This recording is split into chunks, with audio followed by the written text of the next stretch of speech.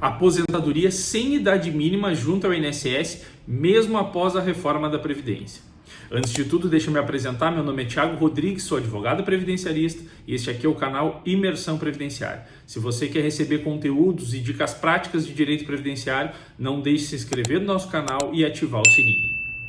Bom, se você tem entre 50 e 55 anos e está totalmente preocupado com a idade mínima que foi imposta agora pela Emenda Constitucional 113 de 2019, você pode ter aí um sinal de alívio. Isso mesmo. Saiba que existem regras de transição na própria Emenda Constitucional que ainda trazem a possibilidade, ainda em 2026, do segurado homem ou mulher requerer seu benefício de aposentadoria sem a exigência de uma idade mínima. Principalmente se você tem uma média contributiva mais perto do salário mínimo. Por que eu digo isso? Bom, lá no artigo 17 da Emenda Constitucional 103 de 2019, nós temos a regra do pedágio de 50%. E para essa regra é muito importante saber quanto tempo de contribuição você tinha até a data da reforma, até 13 de novembro de 2019.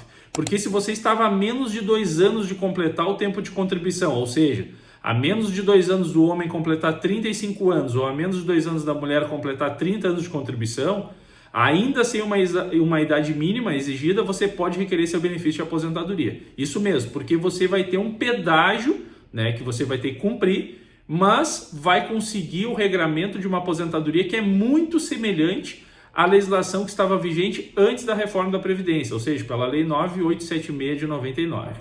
Para essa regra, se exige apenas o cumprimento do tempo de contribuição, a carência mínima e o cumprimento do pedágio. E aí eu vou trazer um exemplo aqui para você, tá? Se você tinha homem, 33 anos e um dia, até 13 de novembro de 2019, você vai precisar cumprir um pedágio de 50%. E como é que é feito esse cálculo? Para as mulheres da mesma forma, se as mulheres tinham 28 anos e um dia de contribuição até 13 de novembro de 2019, elas também vão cumprir um pedágio de 50%. Bom, como é que é feito esse cálculo? E aí, para facilitar, eu vou arredondar os números, tá? Mas os requisitos é menos de 2 anos, então tem que ser ali pelo menos 33 anos e um dia ou 28 anos e um dia, tá? Nesse caso, se você tinha 33 anos e um dia, arredondando, tá? O tempo restante para completar 35 anos era 2 anos, tá? E aí eu vou colocar aqui na tela para facilitar. Logo, o tempo adicional é 50% do tempo restante. Então, se o tempo restante era 2 anos, o tempo adicional é 50% de 2, ou seja, é mais 1 ano. Então, o pedágio total é 3 anos, para neste caso aqui que eu estou dando o exemplo. Então, se este homem já tinha 33 anos, ele vai precisar cumprir os 2 anos que estavam faltando e mais 50%. Ou seja, os 2 anos que estavam faltando e mais 1 ano. Então ele vai conseguir alcançar os requisitos para concessão do benefício quando ele tiver 36 anos de contribuição. Fora isso, ele tem que ter 180 meses de carência, tá? E tem que completar os 35 anos de fato. Então, mesmo após a reforma da Previdência, bom, ele seguiu contribuindo, fechou os 35 anos, trabalhou mais 1 ano referente ao pedágio, se enquadrou nessa regra. Só que essa regra, ela traz a maldição do fator previdenciário com ela. Tá? O fator previdenciário ele foi extinto com a reforma da Previdência, mas durante 20 anos, aí, praticamente de 99 a 2019, ele ficou assolando aí, né, todos os aposentados que tentavam escapar dele a todo momento. Então, todo mundo que pensava em ganhar 100% da sua média contributiva sabia que se a idade fosse muito próxima ali, né, muito baixa e tendo uma grande expectativa de sobrevida, com tempo no limite, o fator previdenciário às vezes retirava até 45%, 50% da média contributiva desse sujeito. Então, mesmo após a reforma da Previdência, ele segue sendo aplicado no artigo 17 da Emenda 103, ou seja, no pedágio de 50%. Portanto, se você tem uma média contributiva alta, que é uma média de todos os teus salários de contribuição, de julho de 94 até um mês antes da entrada do requerimento da aposentadoria, se a sua média for R$5.000, vocês têm que avaliar, mesmo preenchendo os requisitos para concessão desta regra, você tem que analisar se vai valer a pena, porque não adianta, né? Ter uma média de 5.000, daqui a pouco a renda mensal inicial do meu benefício fica R$2.500. Eu saio perdendo 50% já na arrancada.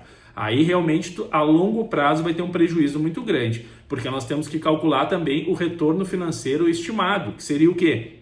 Pegar ali a data que tu te aposentou, simulando, né, calcular aquela renda vezes 13 salários no ano, contando com o 13º, e depois vezes a expectativa de sobrevida. Tá? E aí tu vai mais ou menos estimar que caso tu atinja aquela expectativa de sobrevida, tu vai ganhar aquele montante ali, né, somando todas as parcelas que a Previdência tem para te pagar. Da mesma forma as mulheres, tá?